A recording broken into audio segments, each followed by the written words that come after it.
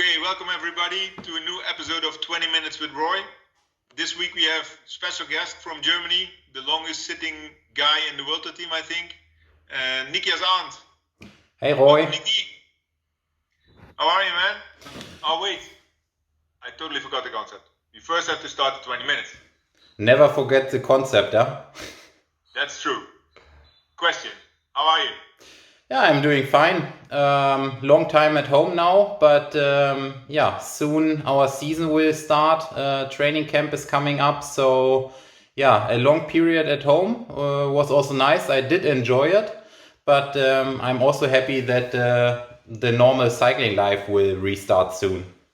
Yeah, to be clear, home for you is Germany, yeah? Yes, exactly. I'm living in Germany, in Cologne, and spend it actually, all the time here together with my girlfriend, and I was also just training in this area.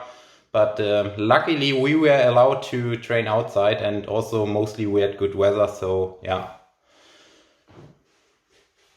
In the end, that's better than being forced to be on the home trainer for 9 weeks, like some of your colleagues had to. Yeah. Were there any special things you discovered during the time? Were there new things you tried, or new hobbies you take to do?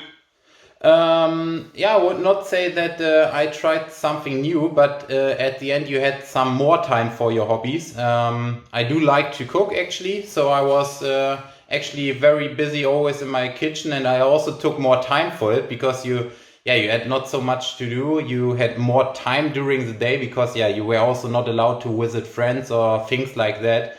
So I spent actually a lot of time in my kitchen, cooking mostly for my girlfriend and me. And for the rest, I enjoyed just the time with my girlfriend, and later on, at that time when it was allowed again, of course I also used the time with my family, with some friends, to meet them again, and of course for a lot of hours on the bike. Yeah. All right, sounds nice. From my point of view, when I take back, when we go back into the years, I remember when you started with our team, coming in fresh from the under 23 ranks, and you're basically the only one in the team now who still raced with Marcel Kittel, I think. You build up a whole career after that, but you started in the track as a track specialist, and from that also you combined it with being a sprinter.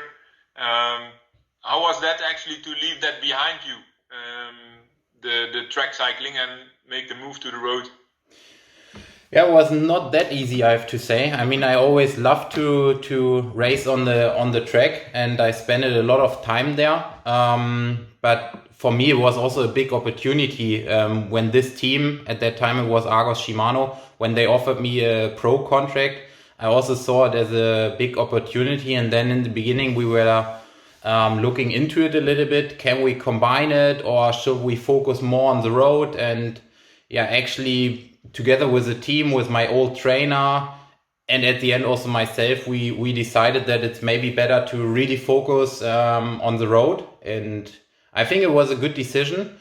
But now these days I also do miss sometimes the track. One thing what I don't miss is actually the velodrome itself, because track cycling is mostly inside, and you spend a lot of hours there, and you do your intervals, and then you are sitting around to wait for some rest time. And so the training and the riding itself on the road I maybe enjoy even more, because you're on the fresh air outside, can enjoy some landscapes and everything. But still I do miss it a little bit, and maybe there will come also the day where I say, okay, I go back, not just on the track, but to try to combine it a little bit and do at least some races during the year on the track again. What's then the part you miss the most of it? Track racing itself, maybe also the team competition. I mean, I did team pursuit mainly. I mean, I also did Omnium and individual pursuit. So, but team pursuit was mostly my main focus, and that's a real team competition. You could compare it a little bit with TTT on the road. That is something what I really miss. And Omnium, it's also, you have short races. You just invest a few minutes or half an hour or something into a race, then you have a result, and it's in a shorter time you actually get already a result. So it's just different racing, I would say. You like that dynamics. Yeah. And were there good things you took from the track which helped you develop as a professional rider, you think? I mean, on the track you do a lot of cadence work at the end. So also if I look now, or maybe not now anymore, but the first years, everyone who followed me a little bit knows that I did a lot of sprints in the saddle. That's something what I took definitely from the track. Also with a really high cadence then. And that's something what I learned from the track. And I could win in the saddle some races, so I would say it was not the worst. And also positioning in the peloton. So there's a lot of small things which I learned probably on the track, which I could later on put or could use in road cycling as well. Because we had last week we had Corin Rivera as a guest, and she was actually curious what your 1 minute and 30 seconds peak, if that was still the highest in the team, and she was also curious where that came from. So maybe we already found part of the answer on that question. I mean, I think the 1 minute peak power, what she meant is actually out of our team meeting we had 2 years ago or something. I think you were there as well still. We had that game night or something during our team meeting, and then the question came up, who is having the highest watts per kilo on a 1 minute effort? And I couldn't even answer that question, to be honest. I didn't know that I'm the highest. I think at that time I guessed actually that it was Albert, because Albert Timmer was always good in tests. But I don't know if could be something which I took from the track, because in Omnium you have also the 1000 meter where you have to be good at. I also know since then I increased my 1 minute power, but I don't know if I'm still holding the record in the team, because I don't know what all the young, new, talented guys are doing in our team. Maybe in the Devo team there's a guy who beat you. And maybe it's a question, if you once have 20 minutes with a trainer or with a data analyst or something, you can ask him who has it. He has also fired, so they know for sure. That's a good one to keep in mind. When we look a little bit back to how it developed from then, I think first you were played a lot like a sprinter. You had some victories in the sprint, like you also said before, even sitting in the saddle winning races. You developed a little bit more into a supportive role, like being a lead-out man, and latest years you were also one of the most important road captains in the team. So how do you see that development go with yourself? I think it was a natural development at the end, actually, because I was young, I came in the team, I was talented like most of the guys, or all the guys who are coming up from under 23, and everyone is dreaming to become one of the best riders in the world. That is also what I tried, and the team gave me a lot of opportunities. And we saw, I mean, you were probably also there with a few races, we saw that I can win races, but it was not enough to focus just on being a sprinter, because for that I didn't win enough. And then out of that we looked what is actually good, what can I do well, and one part was what you just mentioned, to do the lead out. Because I had that high power, I could produce that high power also for a longer time in the saddle, which is pretty good for a lead out guy. That is how I developed then actually into a lead out man, which I'm still doing and also enjoying. And the other part, I mean, there I also learned a lot from you. I mean, when I joined the team, you were the road captain. And I always liked or loved actually to race with you and learn from that. And since I'm now one of the older guys, I took over that role also a little bit. And I'm just a very open guy. I have a good relationship with all my teammates, and also have a good overview in the race. And that is how it developed then actually, that I can take over that role as well. Yeah, and I think quite successful, because I think you were part of many victories the team booked since you're there. And but that is also because we have good riders. Also, you need a good road captain, but at the end we also had always a really good team together, I have to say. Yeah, that's true. I don't put it only on your list of honor. Okay. But I think one special thing from you is that you're still building your own list of honor. When you look to guys who ride like 90% in a serving role in professional cycling, there are not much guys who are able to take the victory at the moment they come into the position. And I think what especially you proved the last years, you still managed to take these opportunities and finish it off then.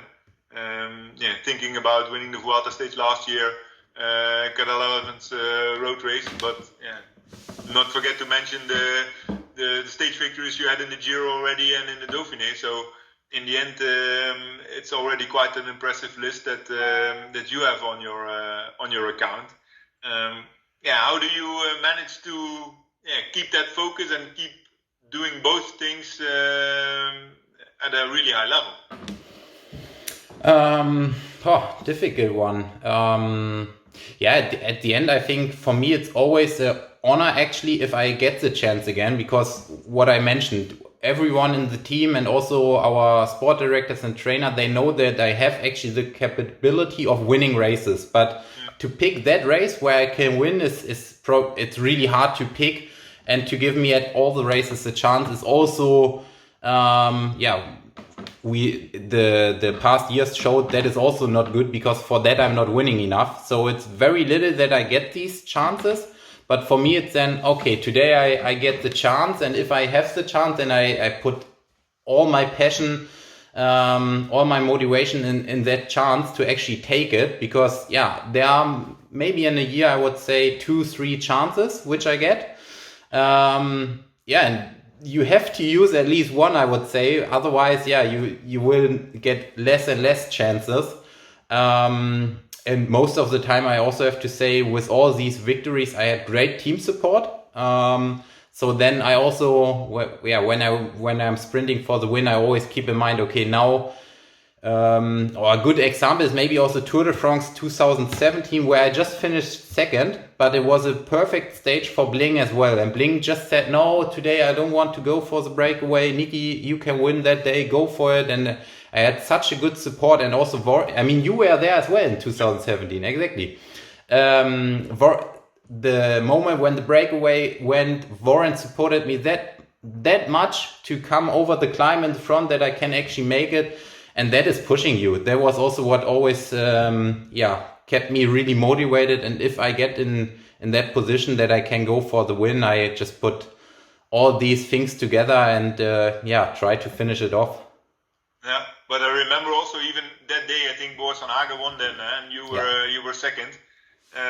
But there you also showed that the instinct you have for winning the races, you at least kept that alive. I remember there was a roundabout which the biggest part of the front group took on the right side, and you and Edvald on the left side, and that caused the gap you had.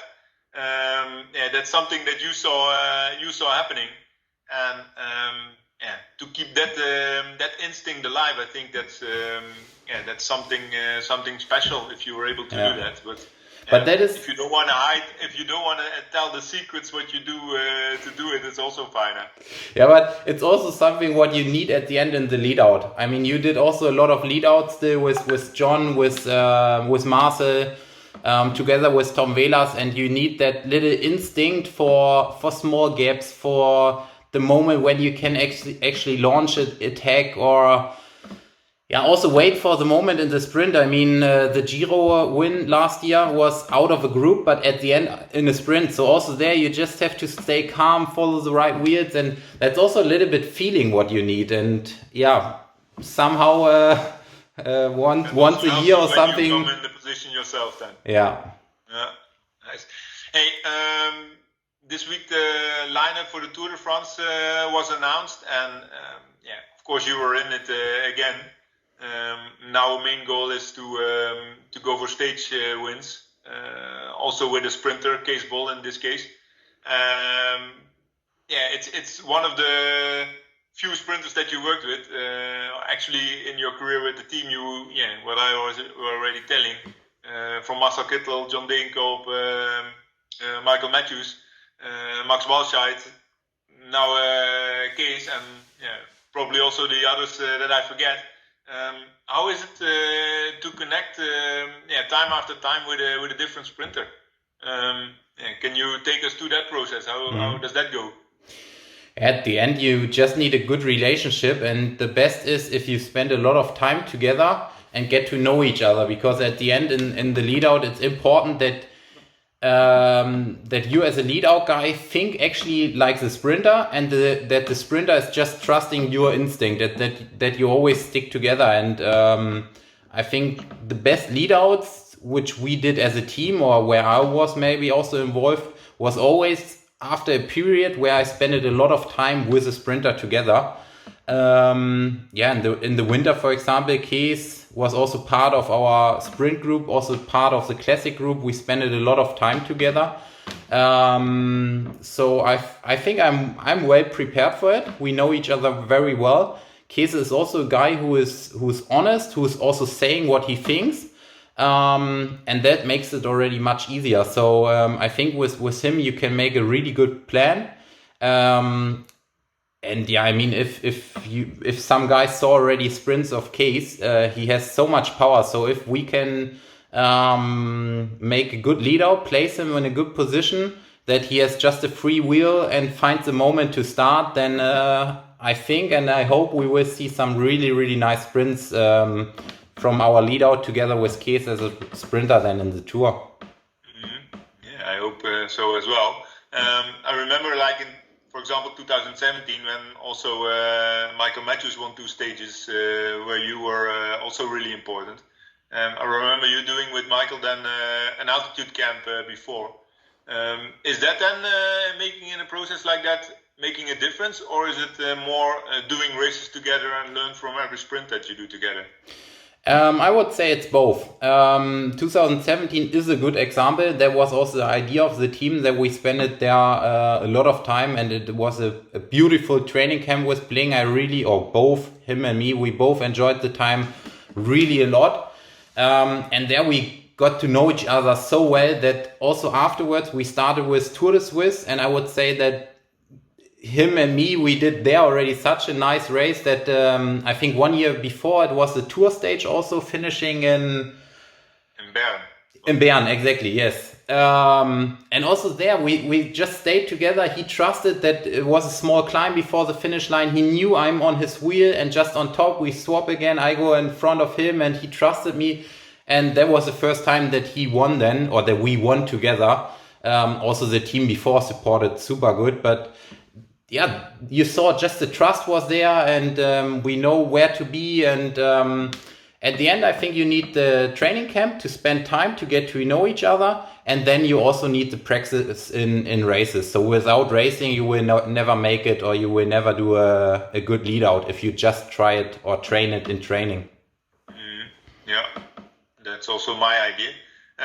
But yeah, you proved already in the past that it works like that, and I think especially you and Bling both able to climb above average for sure for a sprinter type. So for sure in Bern that was what was making a big difference. Looking to the Tour this year, you're also preparing that with a training camp in the upcoming weeks. Yes, we are leaving on the 8th. And there, for example, I will spend also a lot of time with Kees, but also with the whole other lineup for the tour. And I'm really looking forward actually now to go to that training camp and see my mates again. And it's, you know it as well, it's like a second family. And now after it's done. 20 minutes is over, Nikki. That went quick, huh? It's quick. It's very quick. 20 minutes is not much. No, I'm happy that you are looking forward to the training camp. Then we can look forward to the Tour de France and the first races where we can see you in action with the sprint train and with your other colleagues. Remains one important thing to do. Next week we again have 20 minutes. Then with Søren Kragh Andersen, a guy you know, already your teammate for a few years. But actually, I'm curious, do you have a question you want to ask him? I want to ask Søren.